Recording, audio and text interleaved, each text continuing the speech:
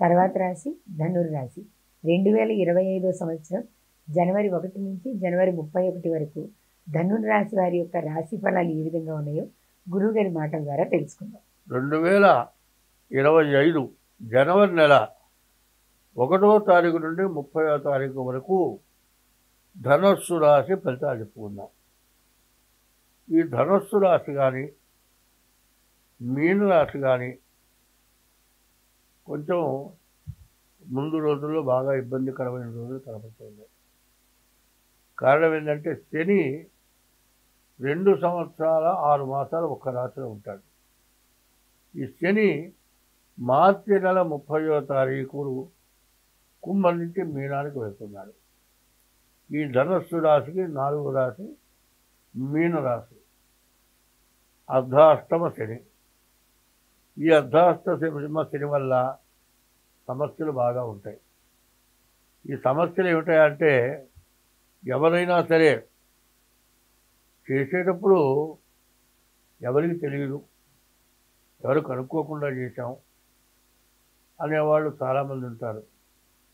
చేనేత నుండి అంటే బంగారం దగ్గర పనిచేసే వాటి దగ్గర ఉంటుంది. ఆ చేనేతలో ఒక్క సూది అట్ట ముంచి అది కానీ మన ఒంటి మీద అట్ట గుచ్చితే అది తీసే లోపల ప్రాణం పోతుంది. అంత విషయం. ఎవరు చంపాడని కనుక్కోలేదు, సడన్గా పోయినాడు అనుకుంటారు. ఇట్లాంటి మహాపాపాలు జరగడానికి కూడా అవకాశం ఉంటుంది. ఈ రాశి వారికి అటువంటి సమస్యలు రావడానికి అవకాశం ఉంది. అయితే ఇది పుణ్యపాపాల వల్ల ఫలితములు వచ్చేది ఈ శని చేసేది. యమ ధర్మరాజు అన్నాడు, యముడు ధర్మాన్ని, శనీశ్వరుడు అన్నాడు, ఈశ్వర శబ్దం వచ్చింది. ఆయన కూడా శని కూడా నువ్వు తప్పు చేస్తే శిక్షిస్తాడు, తప్పు చేయకపోతే రక్షిస్తాడు. పుణ్యం చేస్తే మంచి టైంలో ఆయన ఇచ్చినంత ఐశ్వర్యం అనుభూతి. కష్టదశలో మీరు చేసిన పాపం అనుభవించేప్పుడు ఎటువంటి బాధ కూడా వెనకాడకుండా హింస పెడతాడు. కాబట్టి ధనుస్సు రాశికి అష్టమంలోకి 3 నెలల తర్వాత శని రాబోతున్నాడు. అయితే ఇప్పుడు ఎందుకు చెబుతున్నావయ్యా అంటే శనికి వక్ర స్వభావం ఉంది. ముందుకు వెళుతూ ఒక్కోడు ఏం చేస్తాడంటే ముందెడుతూ ఉంటాడు, మనకంటే ముందెడుతూ ఉంటాడు, మనకు శత్రువే, వాడు వెళ్ళిపోయినాడు కదా అనుకుంటాం. పోతూ పాటు కడికి దానికే దిగుతాడు, నిలువున పొట్టలో పడిచేస్తాడు, దెబ్బ తెచ్చుకోగలగాలి. అంటే అంత మాయగా చేస్తాడు. శని కూడా అట్లాంటి ఇబ్బందులు పెట్టే లక్షణం ఉంది. అయితే దైవం మానుషరూపేణా అని, ఈ దైవమే మంచి చేసినా చెడు చేసినా మనిషి రూపంలో చేస్తాడు. నిన్నటిదాకా నిన్ను ప్రేమతో చూసినటువంటి తండ్రి కానీ, ప్రేమతో ఎత్తుకొని పెంచిన తండ్రి కొడుకు కానీ, మరి తండ్రి చాలా విరోధాలు వచ్చిన ఉన్నాయి. భార్యాభర్తల్లో కానీ విరోధాలు వచ్చిన ఉన్నాయి. మరి ఇటువంటివన్నీ ఎందుకు జరుగుతున్నాయంటే పూర్వజన్మ చేసుకున్న పాపం వల్ల. పుత్రుడై పుట్టాలా, శత్రువై పుట్టాలా? పుత్రుడు కాబట్టి శత్రుత్వం తెచ్చుకోవాలి, భార్యగా పుట్టి భర్తని వెన్ను చూడాలి. ఇవన్నీ జరుగుతూ ఉంటాయి. ఇటువంటి పాప ఫలితాలు అనుభవించేటప్పుడు జాగ్రత్తగా ప్రవర్తించాల్సిన అవసరం ఉంది. ఈ రాశికి శుక్రుడు, శని, కుజుడు 3 గ్రహాలు మాత్రం బాగున్నాయి. కానీ ఏమి బాగున్నా కూడా నమ్మకూడని వ్యక్తి శని. కాబట్టి ఈ రాశి వాళ్ళు ఎంత జాగ్రత్త పడితే అంత మంచిది. ఎప్పుడు ఎవరి సమస్య ఎట్లా రాబోతోందో అనేది తెలియటానికి పుణ్యపాపాలని గురించి ప్రత్యేకించి నేను చెబుతూ ఉన్నా. పుణ్యం చేస్తే మాత్రం 1000 మంది చెబుతాడు, దాంతో వాళ్ళు తింటాడు. పాపం చేసింది ఎవ్వరికి చెప్పడు. పుణ్యం చేసిన మాటలు చెబితే ఆ పుణ్యఫలం అందరికీ పంచినట్టు అవుతుంది. పాపం చేస్తే తను చేసిన పాపం ఎవరికి చెప్పడు, దాచిపెట్టుకుంటాడు. ఆ పాపం యొక్క పుణ్యం చేస్తే బ్యాంకీలో వేసుకున్న డబ్బులాగా పుణ్యం కూడా పెరుగుతుంది. పాపం చేస్తే కూడా చేసిన పాపాన్ని వడ్డీతో సహా పాపం కూడా పెరుగుతుంది. కాబట్టి పుణ్యం చేసుకుంటావా పాపం చేసుకుంటావా అన్నది కాదు. పాపం చేసే సంగతి ఎట్లా ఉంటూ, పుణ్యం చేసే సంగతి ఎట్లా ఉంటూ, నీవు ఎప్పుడు కూడా మంచి పనులు చేయడానికి అలవాటు పడాలి. 100 నోములు నోచిందండి, ఒక్క రంకు చేసింది. ఈ 100 నోముల విలువ ఏమన్నా దక్కుతుందా? దక్కదండి. కలెక్టరే ఉన్నాడండి, వాడు ఎంతో కనెక్ట్ అయిన వాడు, వాడెంత మంచివాడు, కానీ ఏదో ఒక కేసులో పట్టుబడితే వాడు ఏమవుతున్నాడు, వెంటనే ఊస్టింగ్ ఆర్డర్ వచ్చేస్తుంది. వాడికి రావాల్సినటువంటి జీతం కానీ, మరి గ్రాడ్యుయేట్ కానీ, చివరికి పెన్షన్ కానీ ఏమీ రాకుండా మరి ఉద్యోగాలు ఏం జరుగుతుందంటే, మరి భగవంతుడు జరిపించడా? భగవంతుడు కూడా ఖచ్చితంగా జరిపిస్తాడు. ఉద్యోగంలో పొరపాటు జరిగితే ఉద్యోగంలో నుంచి ఊడబేకి బయటికి పంపించడమే కాక జీతం రాదు, అలవెన్సులు రావు, పెన్షన్ రాదు.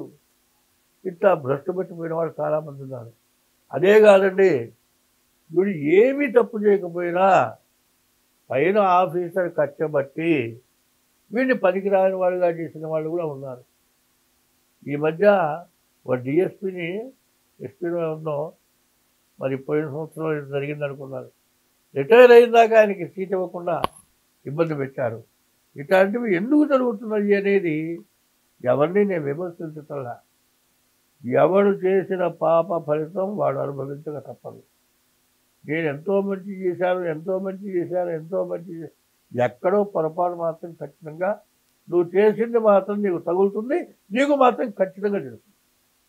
ఒకరికి మాత్రం చెప్పవు, నేను ఆ రోజు చేసిన పని వల్ల పాపం వల్ల నేను అనుభవిస్తున్నానని మనసులో మాత్రం బాధపడతాడు, కానీ బయటికి మాత్రం ఎవడో చెప్పరు. కాబట్టి ఈ రాశి వాళ్ళకి మరి శని కాకుండా శని మారుతున్నాడు కాబట్టి ఎంత జాగ్రత్తగా ఉంటే అంత మంచిది. ఈ రాశి వాళ్ళకి మరి వివాహాది శుభకార్యాలు జరగటానికి కానీ చాలా బాగున్నది. తర్వాత అష్టమ కుజుడు, ఈ అష్టమ కుజుడు కూడా బాగా ఇబ్బంది పెడతాడు. గురువు 6ంట ఉన్నాడు, గురువు కూడా బాగా ఇబ్బంది పెడతాడు. శని గురు కుజులు ఇద్దరు కూడా పూర్తిగా బాగాలేరు. ఈ రాశి వాళ్ళకి సరిగ్గా చెప్పాలంటే ఒక్క గ్రహం కూడా బాగున్నది అని చెప్పడానికి ఈ 2 గ్రహాలు శని శుక్రులు ఇద్దరే బాగున్నారు. మిగతా 6 గ్రహాలు పూర్తిగా బాగాలేవు. అయితే గురు కుజుల వల్ల చాలా ఇబ్బంది జరగబోతోంది. అయితే శని 3ంట ఉన్నాడు, బాగున్నాడు అనుకోవటమే కానీ మారబోయే ముందు ఆయన సత్తా చూపిస్తాడు. శత్రువు ఏం చేస్తాడు, మన ఇంట్లో కూర్చున్నాడండి, ఎంతో 1 రోజు కూర్చున్నాడు, 2 రోజులు కూర్చున్నాడు, 3 రోజులు కూర్చున్నాడు, వాడు పోయిందాక భయమేగా. వాడు ఎప్పుడేం చేస్తాడో నమ్మకం లేవుగా.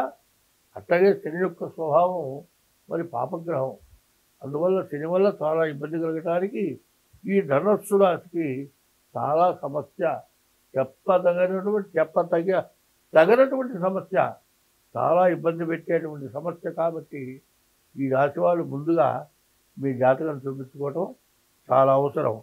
తర్వాత ఈ రాశి వాళ్ళు వివాహం చేసుకోవాలి అంటే పూర్తిగా మీ జాతకం చూపించుకోవాలి. అది కూడా బాగా తెలిసిన వాళ్ళ దగ్గర చూపించుకోవాలి. ఎందుకంటే షష్టాష్టకాలు, కాలసర్ప దోషాలు, కుజ దోషాలు, ఇటువంటి వాటి వల్ల వివాహం జరిగిన తర్వాత వెంటనే చాలా ఇబ్బందులు పడుతున్నారు. కాబట్టి జనం ఇది మాత్రం చాలా అవసరం. వివాహం దగ్గర చాలా జాగ్రత్త పడాల్సిన అవసరం ఉంది. సరిగ్గా చెప్పాలంటే ఈ రాశికి ఒక్క శుక్రుడు తప్పితే ఏ గ్రహం బాగాలేదు. శని 3ంట ఉన్నాడు, బాగుంటాడు అని కొంతమంది చెప్పచ్చు, చెప్పడానికి కొంత అవకాశం ఉంది. కానీ మారబోతూ ఉన్న శని ఏం చేస్తాడో తెలియదు.